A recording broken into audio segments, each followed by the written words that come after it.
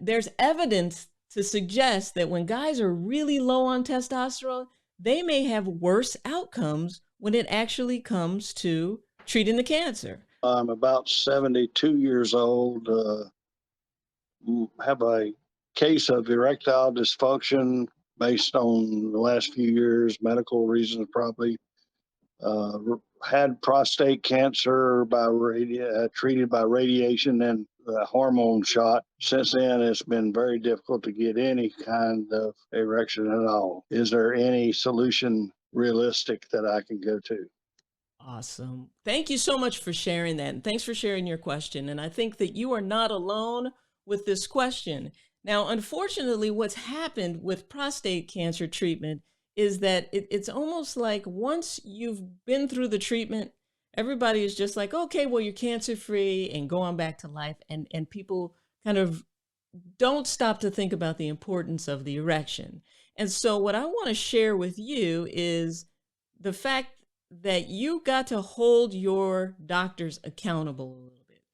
After your prostate has been treated and you're prostate cancer free, two things should happen. One, if you've had any level of surgery or anything like that and you're prostate cancer free, one of the first things that they should do is give you a pump.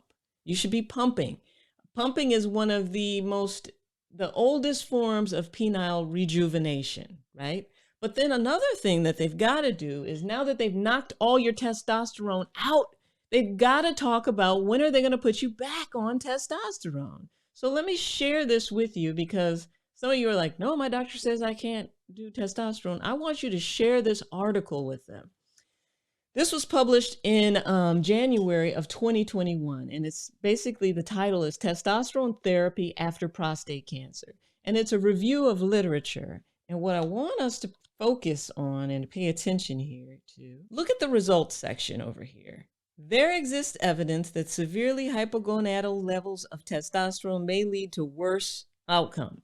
What that means is that there's evidence to suggest that when guys are really low on testosterone, they may have worse outcomes when it actually comes to treating the cancer. But let's read on a little further.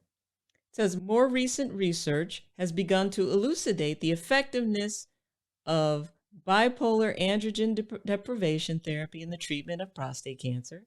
So here we go. But basically, testosterone likely has a role in improved erectile function and other quality of life concerns in patients developing testosterone deficiency after being tested for prostate cancer, after being treated for prostate cancer.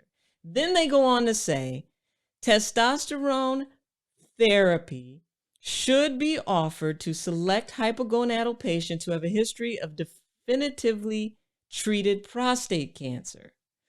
Basically, this is a review of literature that reviews data that tells us that men do better on testosterone after prostate cancer treatment than not.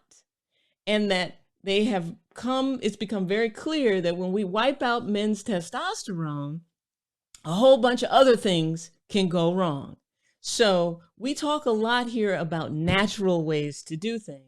But I also want to be very clear that I have a number of patients on testosterone replacement therapy. It is, I put guys on testosterone a lot, actually. And so I want those of you who are in positions where nothing's working down there and it's clear that your testosterone is low, I want you to consider finding a physician who will help you manage your low testosterone properly, who will run the proper tests, who will ask you how you're doing, who will really kind of cater to you as a patient and as an individual and make sure that your testosterone is optimized. It is very difficult to get erectile issues squared away without you having adequate levels of testosterone. So for a gentleman who has been treated for prostate cancer and they wiped out your testosterone, now, you're back making a little bit of your own, but you're also probably going to need some extra testosterone. Then the question comes up with, okay, doc, you've talked about all different types of testosterone. What type of testosterone is going to be good? Now, I'll be the first to say, I will go for a cheap bargain brand, mass-produced testosterone over no testosterone any day. So let's just be clear. The difference between bioidentical testosterone versus the kind manufactured chemically, I would still opt for one of those choices over none in a lot of patients. So what you've got to do is take these levels back to your doctor or find a different doctor who is willing to put the time and energy into managing your testosterone properly. It is very, very, very important.